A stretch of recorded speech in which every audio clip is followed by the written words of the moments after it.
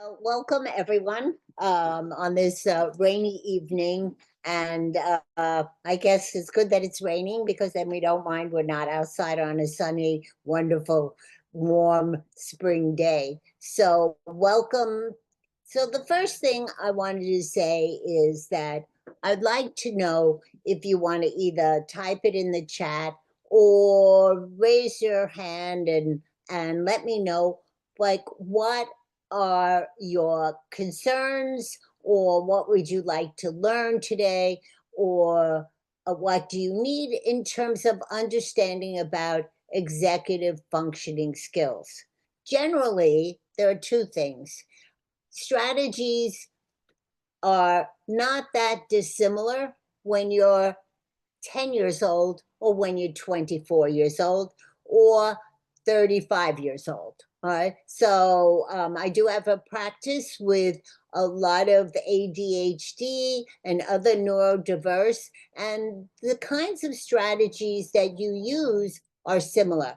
But I want to tell everybody, and the most important thing about strategies is we can suggest, but the best strategy is when the person or the child or the client that you do the want to, let's say, be more organized or remember his a calendar or any of those things. It has to be a strategy that they come up with their own on their own. But what I do, and I'm sorry, someone is I didn't mute a phone.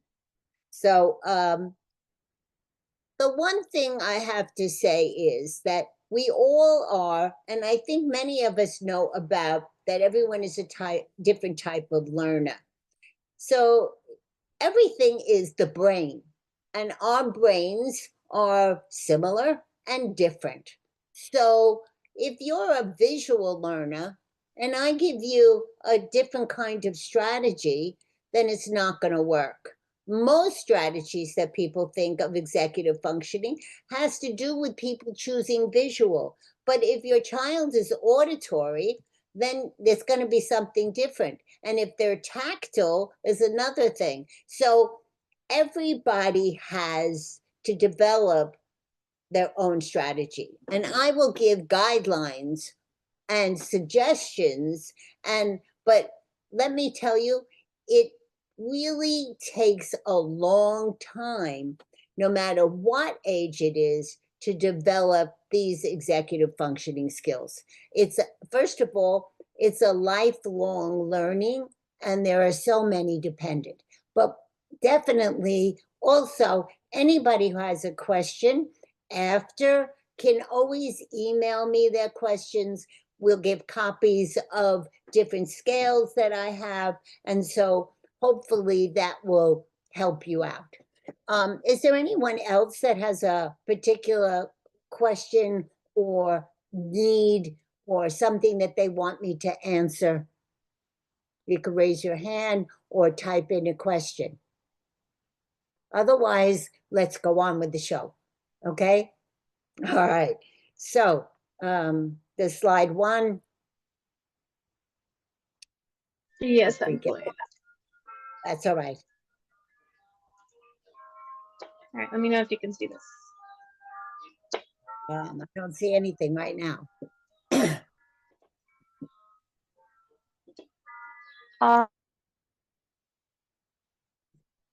So while we're figuring out these technicalities, the first thing I'd like to say is there are lots of definitions of what is executive functioning, right? But there we go, okay?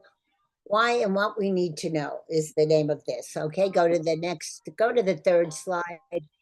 You could go to the next one is about me, then this one. Okay, so let's look at some of the definitions, all right? People describe you can see that you have a smart brain, a survival brain, and an emotional brain. When we talk about executive functionings, we're dealing with the smart brain, the brain that is in the frontal lobe. They call it sometimes the traffic cop.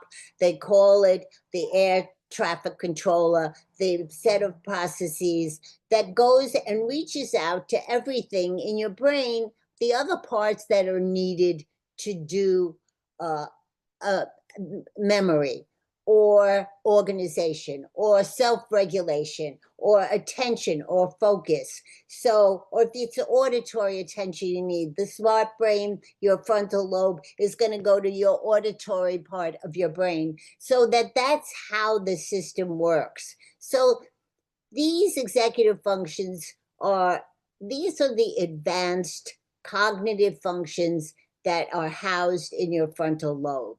So this is what you use to, the brain needs to filter distractions, prioritize tasks, set and achieve goals, and control impulses. All right, those are the kinds of things that I'm talking about. Let's go to the next slide. So why do we need it? They're important to just about every aspect of life. All right. So executive functions, it's become a buzzword, but basically we've always had them and we've always needed them. It helps us with our daily routines, schoolwork, office work, friendships, working, playing. Um, it's what we need. Our frontal lobe that does all of this, that is the controller. That's, as you see in my cartoon there, it's that's what our brain is constantly doing. So even right now, my executive functioning is working and thinking like, what does somebody ask me? Okay, how am I going to organize this? What does my memory bring back? What is important? So it's always working. Let's go on to the next slide. So these are just some aspects of your life where research has shown, and I put the different researchers that have done this and showing how every part of our life, executive functioning exists. So in mental health, or it's associated with addictions, ADHD, conduct disorders, depression, OCD, schizophrenia. There isn't a mental health issue. It is not connected to executive functioning. If you think about addiction, just as a quick anecdote, I have a family that is obese, really morbidly obese. Now, it's an addiction. Every time they see food, they're hungry. And so it's the same kind of thing. So what do they need? Something else to replace it. And so that's what an executive functioning, or they need a sign on, I put signs on their refrigerator. Okay, are you really hungry? Or a sign near their snack jar. Are you, all of those kinds of things is a hint, some of the things that you would do. Physical health that we see, it's the same thing, the quality of life. People with better executive functioning skills enjoy a better quality of life. And that's from research. That's also important for school readiness, but it's work readiness. So it's not just ready for kindergarten. We don't have to be ready for kindergarten. We have to be ready for college. We have to be ready for high school. We have to be ready for our first job. We have to be ready for our second job and all the interviews. So that's what readiness is about. And also, do we have school access, job access, success, marital harmony? And that's interesting. And look, we all have jokes about, the kids come in through the door, everybody comes in and they drop all their clothes, they drop this, they drop that. And so the one person who is compulsive picks it all up. And so that's where we have harmony in not just your marriage, but also in your household and public safety. And this is something, as being a New Yorker, we understand about behavior, and that all of these research about all the people that create the kind of emotional outbursts or the kinds of things that you see on a daily basis in New York City can be traced back to their frontal lobe, their executive functioning skills. Let's go to the next slide. Shall we go? Okay, thanks. Oh, there we go. All right. So this is a drawing. As you see, there are two cartoons here. All right, one has to do with multitasking, which is not really a myth, and someone trying to get everything organized, his refrigerator, his paperwork, and his desk. And the little cartoon says, well, Mom, all I said was get all your stuff up off the floor. All right, so it's a literal. And so what do we have here? We have planning, organization, self-control, task initiation, time management, metacognition, working memory, attention, flexibility, and perseverance. So all of that goes into all of the tasks that we do. Now, one of the things that I want to stress, which is a really important one that I see for most of my students, is task initiation. If you don't initiate, you can't plan. If you don't initiate, you don't organize. If you don't initiate, you can't do time management. You can't pay attention, and task initiation can be connected. And if you don't initiate, you don't have perseverance. So I want to discuss and really have everybody think about initiation, because many of our that I see, or even the adults, starting to do something, that initiation is critical. If they don't initiate, nothing goes on. And so that is a separate executive functioning skill. So we have to think about what it is that is not having the person, the child, the student start something. What is the block in initiation? Now, just as a simple thing, I say to a student, hey, why haven't you started yet? And if it's one-on-one, they'll say, I'm afraid I'm going to make a mistake, or I don't really understand what I'm supposed to do, or this seems too hard and I think I'm going to fail. So what you have to sort of realize when it comes to initiation of anything, there is a talk in that person's head, or there is something else that I can't initiate now because I'm worried about my sports game that I'm doing on Sunday, and I don't think it's going to be good. Or many of my teenagers, oh, my boyfriend or girlfriend said something when I came into the room, and I'm really thinking about that, and I can't really start anything. So initiation is critical, and we have to figure out why they're not initiating and before we do anything else. So let's go to the next slide. All right, this is just the 12 components of executive functioning that most people talk about. All right, there's planning and prioritizing, and that's making decisions or taking steps needed to a goal. All right. Then you have time management. Very connected to planning and prioritizing is time management. Because if you don't have the concept of time, okay, here's a quick thing to understand that you could do with your kids or with yourself is time management is the concept of time. All right. So one of the quick things that I do that everybody should do that is understands is how long does it take you to brush your teeth? How long does it take you to get dressed in the morning? How long does it take you to set up your computer and get it up running? How long does it take you to walk from your house to the grocery store? How long does it take you to make a list of the things?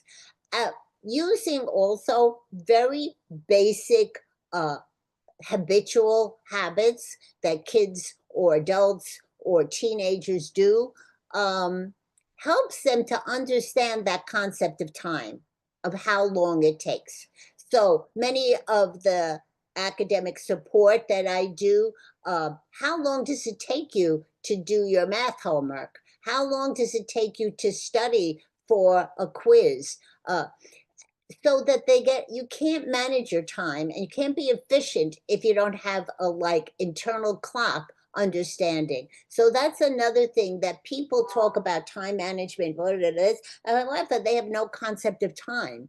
And that's critical. And it's a good thing to think about. Like just now, if you think about how long does it take you to wash your face and brush your teeth, and for those in the morning. Now, uh, or how long does it take you to take a shower? I know for myself, I could take a 15-minute shower, or if I'm really tired, it could be a half-hour shower. So that's time management. But if I have 15 minutes to get ready to go to school, I'm taking my 15-minute shower, not my half hour. Oh, so that's important. The next one, is yes. Did someone have a question? Oh, okay. Uh, so the next thing is organization, and that goes with you can't be organized if you don't understand time management. You can't do that unless you know how to plan and prioritize. So you can see that all of these skills are interconnected. Working memory is the same thing. It's what you need to remember to do, to recall, to bring back, to understand in order to complete. Now, the other important thing is metacognition or self monitoring or self awareness of self. I like people, and I try to describe it is are you looking at yourself while you're doing this? It's really a great visualization. um, Metacognition is us looking at what we're learning and how we're learning and how we're performing. I do a lot of sports. I have a lot of uh, uh, boys, males, adults. And so I always say sports, like, do you look at yourself when you're getting ready to swing the bat and hit the ball to the baseball? Or I quote things like there's a study a basketball coach did where he said, imagine yourself, think of yourself hitting the ball in the basket, and actually it increased accuracy of getting the ball in the basketball into the basket. So that kind of awareness, I would say, is another key element along with initiation to get all the other executive functioning skills in order. All right. And of course, impulse control is very important. If they're going to be, uh, actually, today I had a student, and we went through one of the scales we're going through, and just as an example, I said to her, well, what distracts you? And we did one of the scales, and she says, well, I'm sitting at the table doing my homework, and if I see a cereal box, I read everything I see.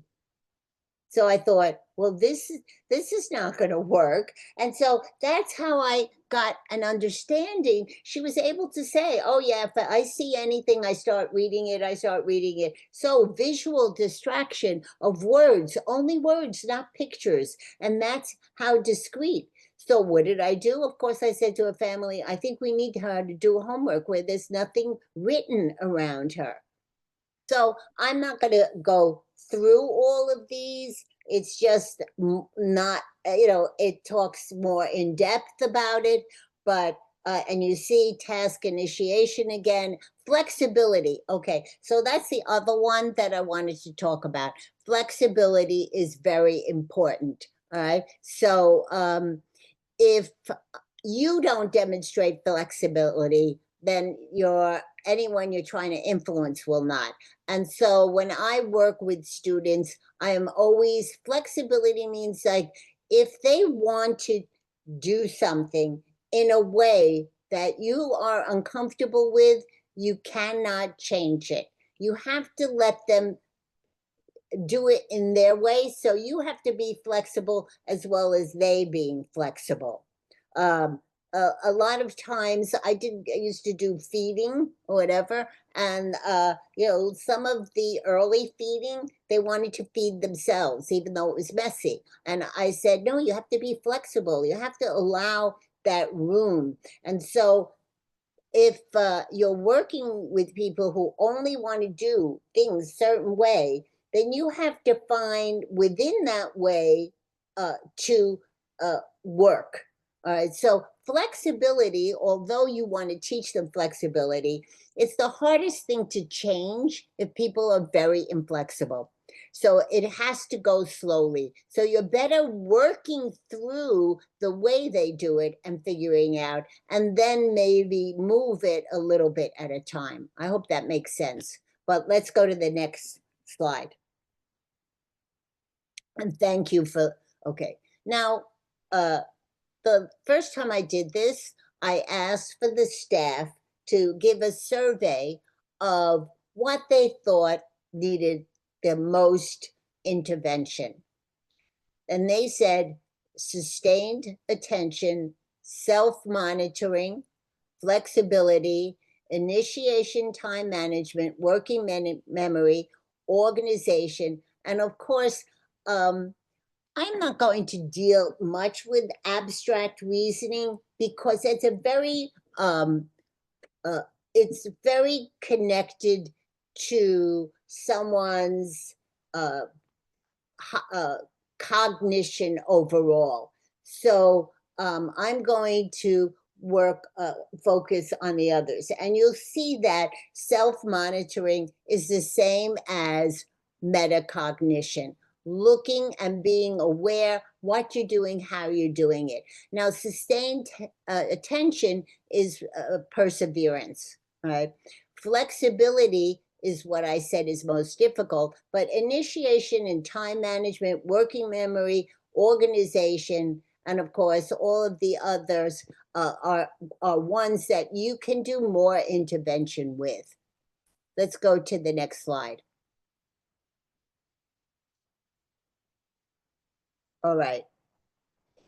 Here is just some things about people who, what happens? So people with weak planning and prioritizing skills may not know how to start planning a project. So this goes back to what I said about initiation. Why are they not initiating? And so if you think of whether you have a project in school, whether you have a project at work, it's the same thing, which is why I said the age difference doesn't make that difference, because they basically have to initiate it, but you can't initiate it because they don't know how to start it.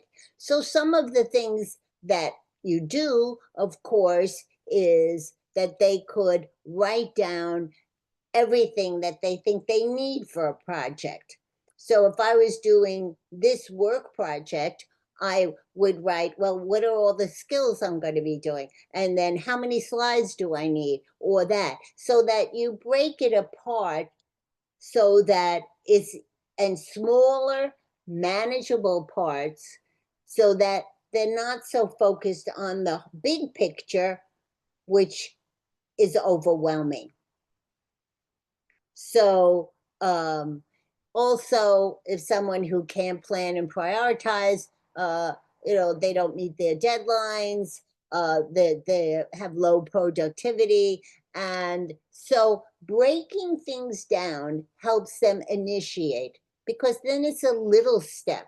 And so I always say to them, little steps eventually make the whole big step.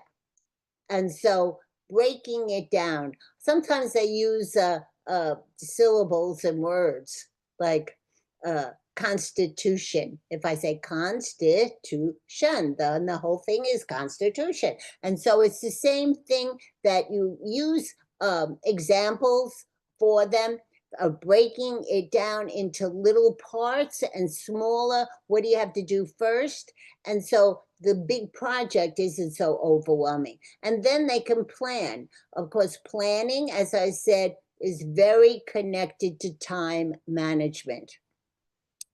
So allocating time for completing tasks.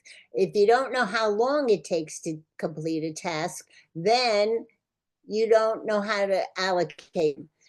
So the first thing I do with all students is that whole time suggestion, having them figure out how much time to do this, how much time to do this, how much time does it take to eat lunch, how much time does it take to take a bathroom break, how much time does it do that? Because then when they need to plan or do something, they have that concept.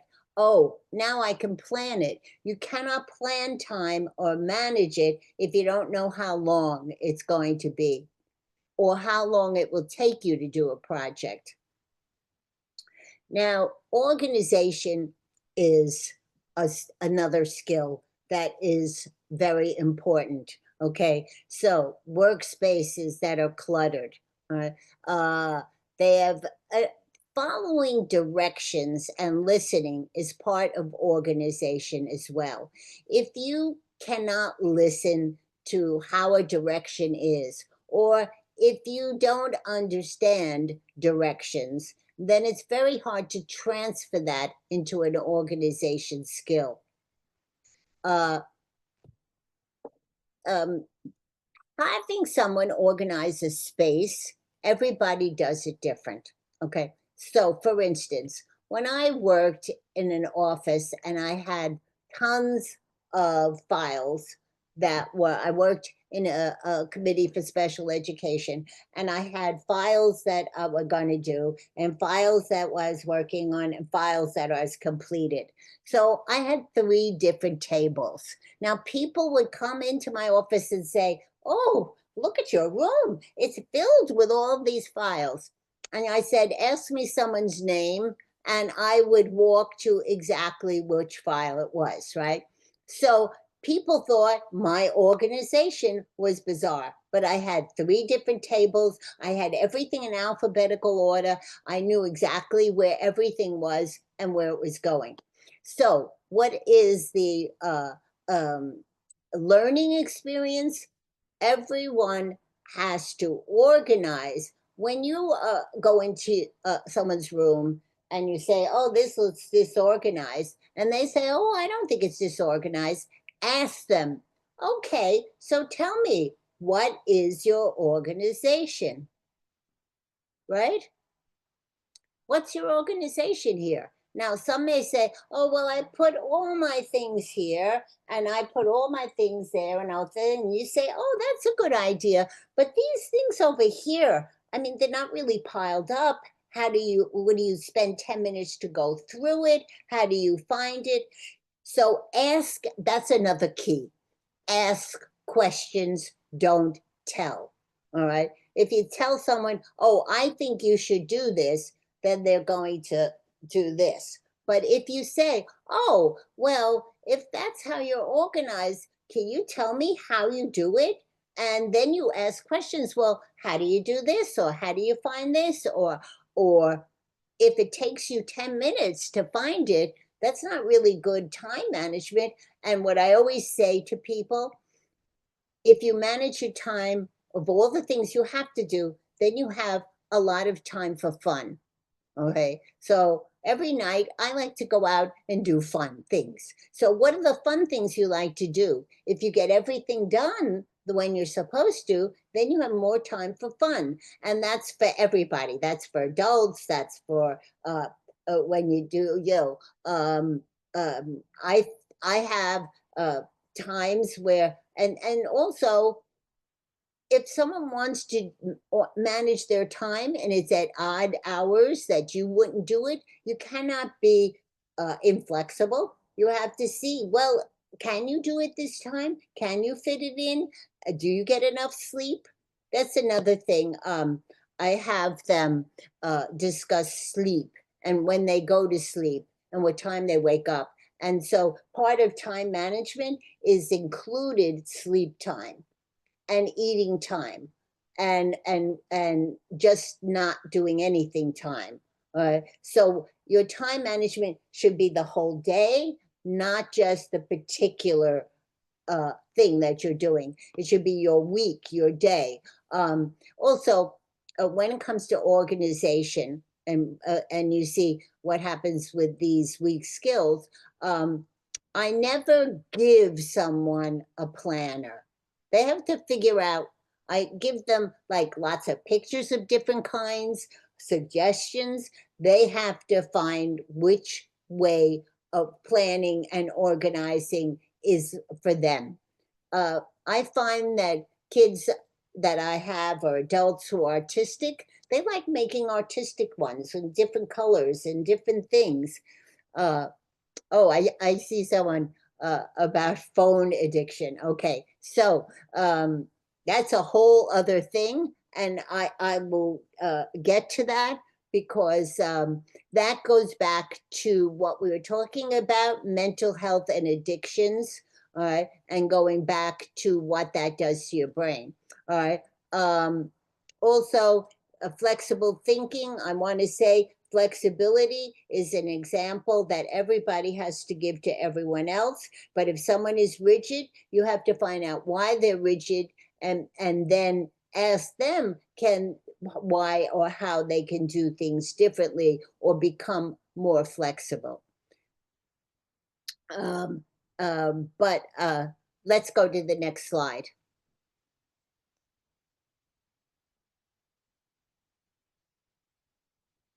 Okay, so this is a continuation. I just wanted to say multitasking is not a real thing. All right. Most research says you can only do one thing, then the next thing, and the next thing. So, really, when you say multitasking, nobody cooks a meal and reads a book at the same time. All right. And so, what we're trying to say is getting your all your tests done. So even though this is here, I noticed that I haven't edited. I didn't really do my planning and organization. Some of the things that I really would not have an executive functioning workshop again, because basically most recent research is your brain does one thing at a time. It may do many things, it may be all over the place, and it may be very organized, but you can only do one thing at a time. Your brain does this, this, and this. Okay.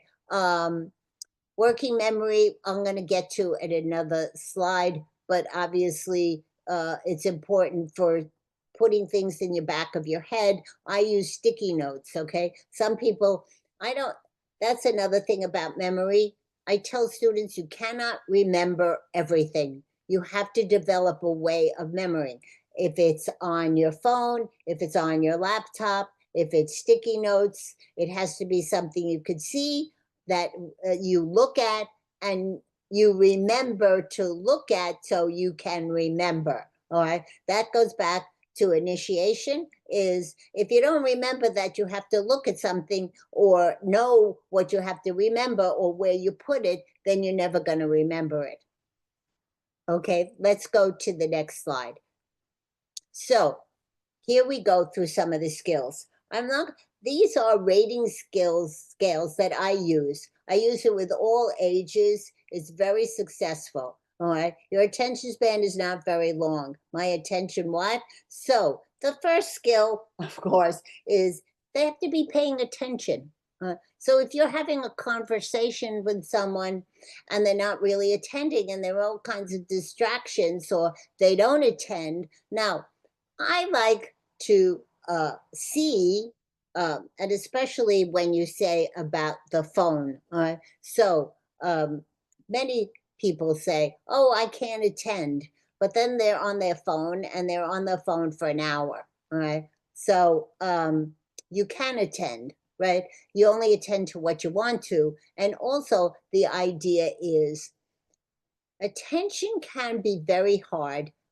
This is what I tell my students. It's hard to attend to a boring speaker. So I hope I'm not boring any of you. You can raise your hand if you think I'm boring you. But anyway, the point is that I tell students, if you find it hard to attend, you have to figure out a way to attend. So when I had a boring professor, I would doodle, all right? Just because it would keep my body senses going. Not that I was looking at it, but it kept me awake, all right? So attention has two aspects. Is the attention that you want to attend to, there's the attention that you have to attend to, and then there's the attention that they're not going to listen no matter what, or pay attention, or do whatever. And so this is a scale. If you look at the scale, it will help you. Now, what I usually do after I do a scale, I have them put the things in the box that they sort of have issues with, and then that leads to a discussion, like, why do you get distracted? Always ask questions. That's my biggest helpful hint, is that when you're dealing with attention, whether it's your own attention, someone else's attention, uh, or any skill, always ask questions. Daydreaming is another thing. I was a very big daydreamer. And so knowing when you're aware, that's megacognition, right? So if I'm daydreaming, I'm not really paying attention, but I'm not paying attention because I'm not even aware that I'm daydreaming. So you could see that all these skills are connected. Let's go to the next one. All right. Self-regulation. Oh, here's my joke. I want greater self-awareness, but can I continue to be unaware of my bad qualities? Okay. All right. So this is the whole point. What do we need to self-regulate? Whether it's your body, whether it's your attention, whether it's whatever you need to self-regulate. Also, if you look through the scale, I notice I'll be talking to a family member, and of all of a sudden the kid will start talking to me at the same time. All right. So there's no self regulation. Now, I always use humor. So I'll say to them in that situation, so how many ears do I have? They say two. Can I use them separately, or do they work together? Okay. So they'll say they work together. So I said, well, then when I'm talking here, I can't really hear you.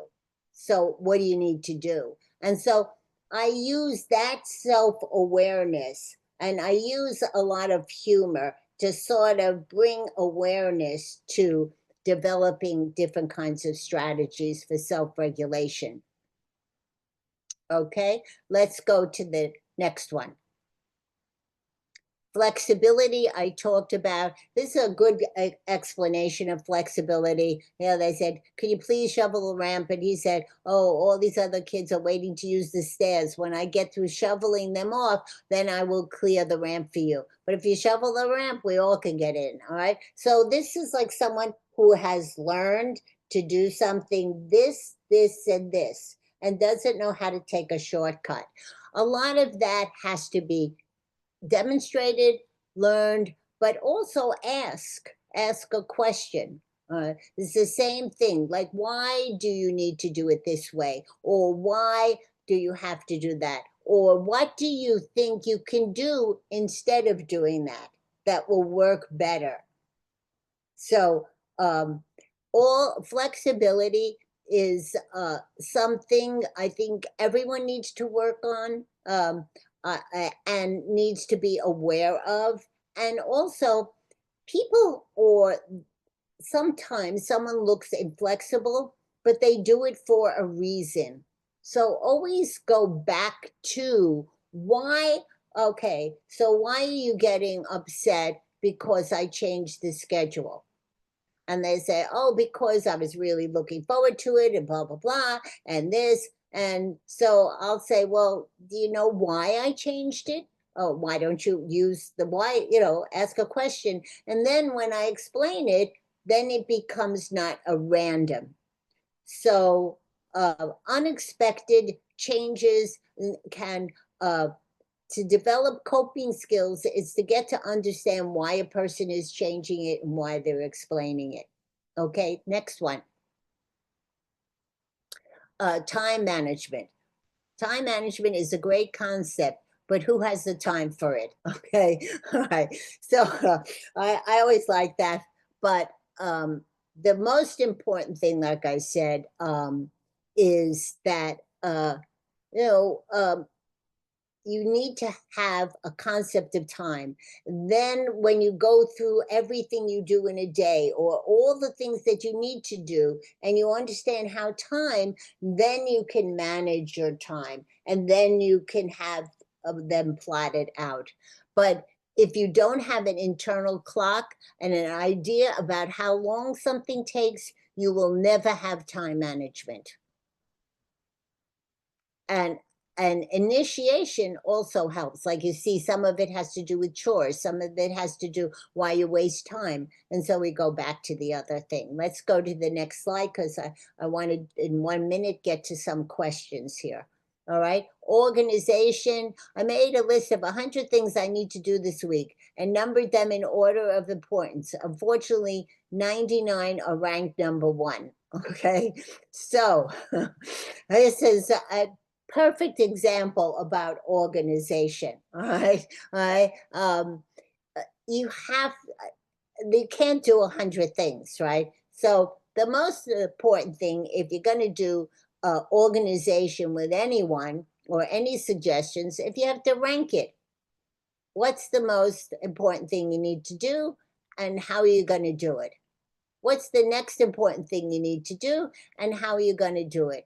Uh, if you organize your homework folder, then it'll be faster, and and then you'll have more time. If you spend 10 minutes looking to where you put your homework or where you go, or the other thing is, if you're not organized about exams, if you're not organized about due dates, then there are repercussions. So sometimes I tell families, and even if it's adults or whatever who are with other adults, you have to let the other person fail in there. Or what I'm saying? It's like, you cannot be the memory and the organizer and the prompter, whatever.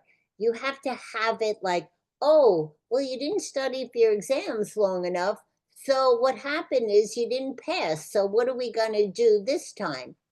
What are we going to do different? So that's how I get people to develop their own organization, their own time management. Well, if you don't look at your notebook or your planner, how are we going to do that? What do you look at in the morning? Oh, I look at where my iPad is. I said, oh, okay, well, wherever it is, can we put some stickies on it? And so all your reminders are there, and it's all in one place. So that to sort of figure out. I have sticky notes all around my computer, and then I take them off as I do them. So everybody has to have a different way. Some people make lists. Some people like it on their phone.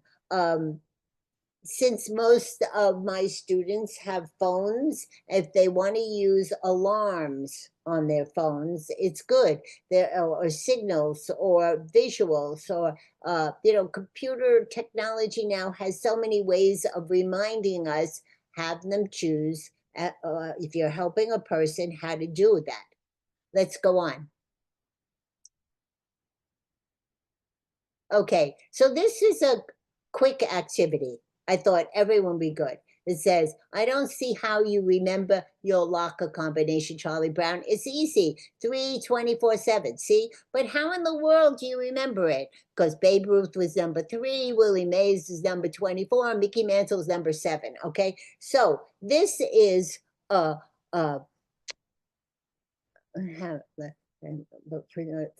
tough for me. Oh, okay.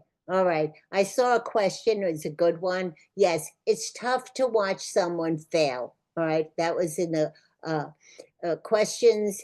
And, but it's,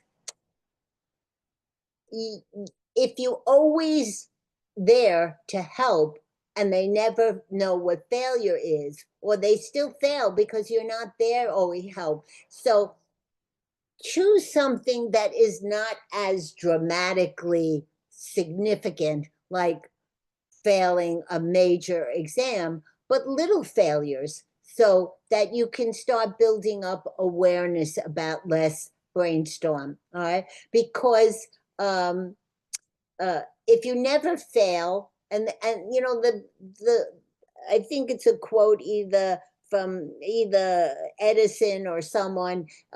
The route to success is many failures. All right, and so yes, the route to my success has been many failures. I've tried a million things sometimes with students, and then it doesn't work. So the route to success. So let's look at Mind Squeeze. I'm going to say the names of all these. We're going to take it off the screen and see as I'm saying it, how many, if you got a pencil and paper, or think in your head, how many you remember, okay? So I'm going to give a hint about how to memorize, all right? There are things that are animals, there are things that have wheels, there are things that are round, there are things that have to do with traveling, all right? So we have uh let's summer vacation, or a bird, an easel, a penny, a mouse, a bicycle, uh, a world, a skateboard, a sunrise, a plane, a school bus, lunch, which is a Sunday, a baseball bat and ball, and elephant. Okay, so let's take it off the screen and see how many. So everybody try and see if you can remember how many of those.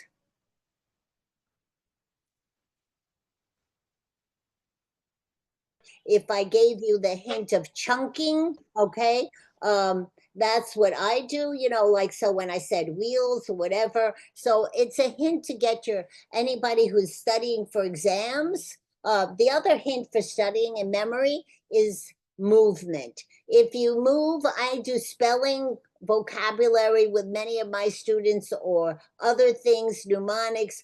It's very important when the executive fund, when you say working memory, if you chunk things and you give it connections, you will remember it. Let's go to the next slide quickly. What was that? Because I may have talked about it. And then, oh, yes, there are useful tools, but let's skip this. We're all the chip off the old block. So many of our kids do that. So I talked about many of these things here. Let's just go to the last slide, and then deficits in executive functioning, such as planning, categorization, organization, and attention, leave them lost amid a sea of things, unable to figure out what to do next. Okay, so let's get off this screen. Someone asked about the addiction. We can close that, and if you want to show your face, it'd be nice. But anyway, yes, we will have the presentation, and anything you need, just let us know. But one of the things about phone addiction, and that's has to do with a lot of things, is the fact that visuals that are quick, that go from one to the other to the other, have become an addicted brain. All right. Now, one of the things that I do, and it depends upon the age of the person, but I try to, if they're still able to be sort of uh, manipulated, I try to use that as a reward. Okay. So you can go hang out on your phone as long as you get everything done, like we're talking about during the day. All right. And I said the better time management you have, the better organization you have, the better you get everything done, the more time you have to be on your phone.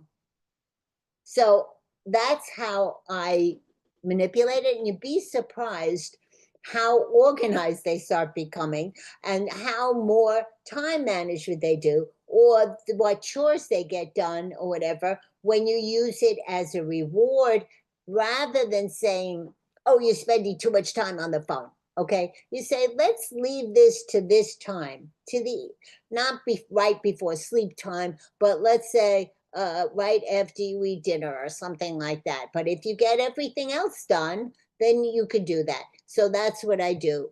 Are there any other questions that someone says? I know it's fast, but you could just open up your, instead of being silent, you could just say a question or a comment, or you could just type in any other thing that you want to know about. I don't know if I got anybody else have any other questions. But I hope this gives you a kind of overview. The important thing is executive function skills. We can't really work on them unless we work on it as a holistic picture. But as I said, you have to ask a lot of whys, like, why don't you like your planner? Or why don't you like to clean up right afterwards? Then you get into the key about how someone thinks about all of that, and then it can be worked with. So I know it's time. I hope that this has been valuable for all of